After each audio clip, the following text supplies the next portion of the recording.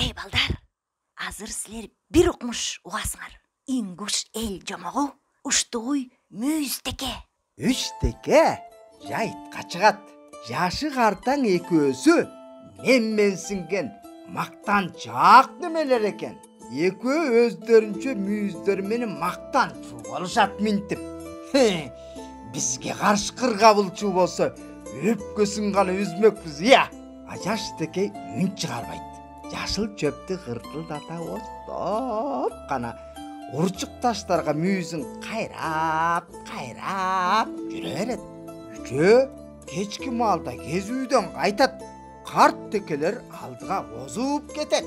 Жаштекең артта калат. Бир маалда каршкыр карт кирип чыгат алдыдан. Эң алдыдагы карт текеге айтат ал: "Бери келбейсиңби, теке? Урушабыз." Урушса урушабыз, эси жок каршкыр десе. Экөө урушту баштаганда эле каршкыр тигини жутуп коет. Ордон жуттеке чыгат аңча. Каршкыр айтат ага да: "Кел, экөөбүз урушалы."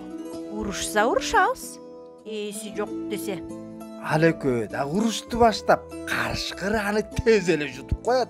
Каршкыр эки жагын караса, тигинде дагы бир текеси келатат. Жаштеке каршкырды көрөр замат жекеме-жекеге өзү биринчи чакырат. Кел, эси жок каршкыр, урушасыңбы? Кааласаң урушалы, дейт таң калган каршкыр.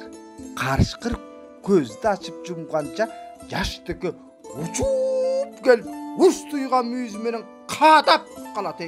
Каршкыр анын куш туяктарынын алдында тебеленет. Ал эмес, каршкырдын курсагы айрылып, ичинен эки карттеке чыга калыптыр. Охо!